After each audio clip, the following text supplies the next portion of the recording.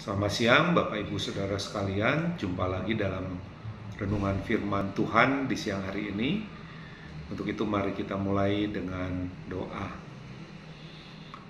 Allah Bapa yang menyediakan segala sesuatu dan hukum-hukum-Mu yang baik, ajari kami akan kebenaran, hikmat, didikan, dan pengertian melalui firman-Mu kali ini juga ya Tuhan. Di dalam nama Tuhan Yesus Kristus. Amin. Bapak Ibu, Saudara sekalian, kita lanjutkan renungan firman Tuhan yang diambil dari Lukas 15 ayat 11 sampai 32. Dan saya hanya akan membacakan bagian ayat yang ke-12. Kata yang bungsu kepada ayahnya, "Bapa, berikanlah kepadaku bagian harta milik kita yang menjadi hakku." Lalu ayahnya membagi-bagikan harta kekayaan itu di antara mereka. Seorang anak muda, anak dari satu keluarga kaya, dengan berani mendobrak etika budaya, mencoba lari dari rutinitas kekangan lingkup tata nilai yang melanggengkan institusi sosial keluarga. Muncul di benak saya pertanyaan, apakah yang menyebabkan pemuda ini berani untuk meminta dan melakukan semua hal itu? Apa yang ada di pikirannya? Apakah rumahnya tidak membuatnya merasa nyaman, tidak bahagia? Kalau begitu, apa hakikatnya bahagia itu? Namun sebelumnya, mari kita bahas budaya keluarga, khususnya dalam konteks bacaan Alkitab ini. Tentunya ini tidak terlepas dari budaya Yahudi pada zaman itu. Meminta warisan ketika sang ayah masih hidup sangatlah menyakitkan hati dan bisa disebut kurang ajar. Maksudnya melanggar pengajaran atau etika budaya adat istiadat yang sebenarnya sangat tabu untuk diminta oleh seorang anak. Mengapa demikian? Mari kita lihat kata budaya itu sendiri. Culture dalam bahasa Inggris atau budaya didefinisikan sebagai bisa sebagai seni dan berbagai manifestasi lainnya dari capaian intelektual manusia berbentuk atau diwujudkan dalam kolektivitas individu, kelompok, masyarakat, keluarga, seperti itu. Bisa juga diartikan sebagai kebiasaan-kebiasaan, seni, institusi sosial, dan capaian-capaian dari sebuah bangsa, kelompok orang, atau masyarakat sosial. Salah satunya kembali keluarga. Budaya ini dibentuk dari tatanan kehidupan kelompok masyarakat yang mapan melalui kebiasaan-kebiasaan dalam pemahaman-pemahaman yang diterapkan secara terus-menerus, diulang, dan secara konsisten terus diterapkan dan ditanamkan di lingkungannya, sehingga membentuk karakter dari kelompok maupun individu yang mendiaminya. Zaman ini budaya dapat dipelajari dalam bentuk tertulis, mungkin juga ada film begitu ya, gambar. Namun ada juga yang disebut dengan etika. Walau tidak dinyatakan secara eksplisit dalam bentuk aturan, tulisan, tapi terasa ada dalam tatanan kehidupan kelompok itu dan diakui serta diterapkan secara konsisten turun-temurun, diwariskan sebagai adat istiadat, diajarkan dalam keluarga, baik dalam bentuk narasi, lisan, maupun contoh perilaku kehidupan. Pada intinya ada pattern, ada pola, ada rules, ada law, ada aturan, ada hukum, begitu. Kisah anak yang hilang ini bukanlah hal yang jarang terjadi. dan hanya ada dalam kitab Markus ini saja. Pelanggaran-pelanggaran aturan terjadi di mana-mana.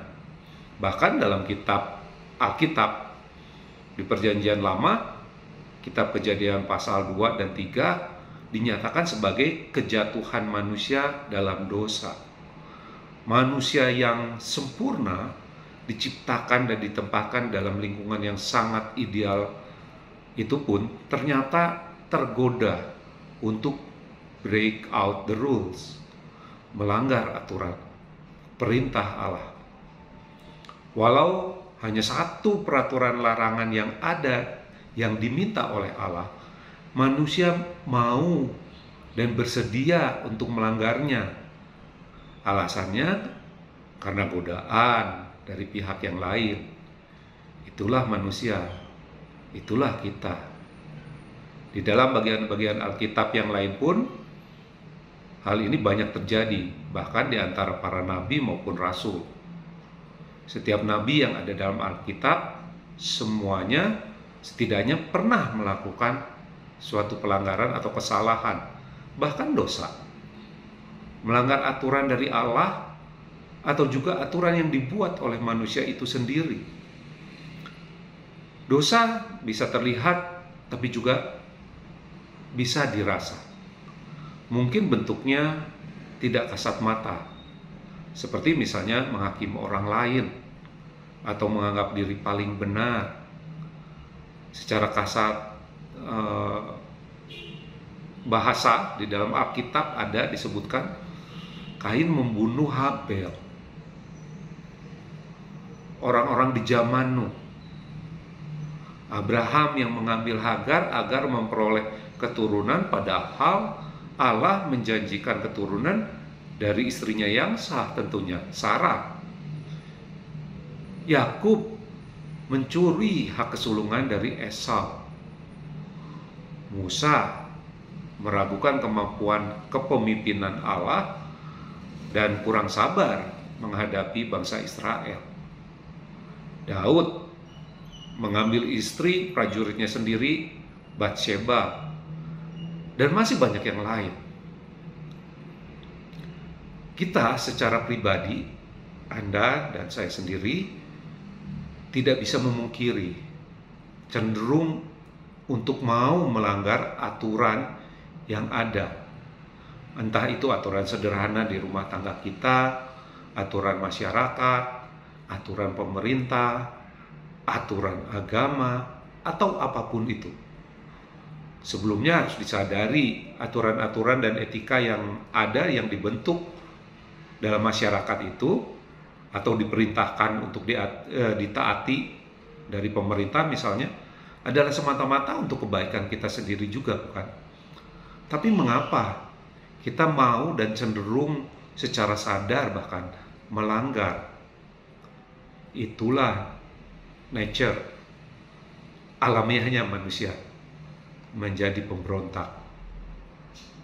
Di dalam Roma 3 pasal 10 dan 11 dalam bahasa agama dikatakan sebagai dosa. Di balik kisah yang melibatkan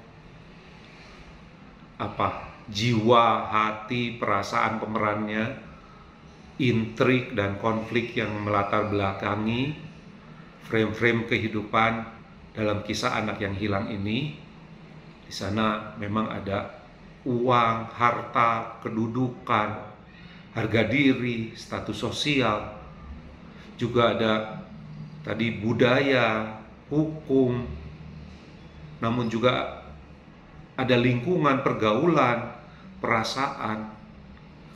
Tapi ada juga satu kata yang membangkitkan, memulihkan, yaitu pengampunan. Menjadi warna, jadi plot-plot adegan dalam kisah perumpamaan anak yang hilang ini, tapi juga itu ada pada diri kita juga. Ada kita di sana, Anda dan saya.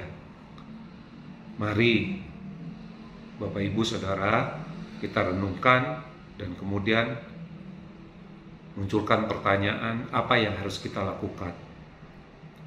Tentu jawaban akhirnya adalah kembali ke rumah Bapa.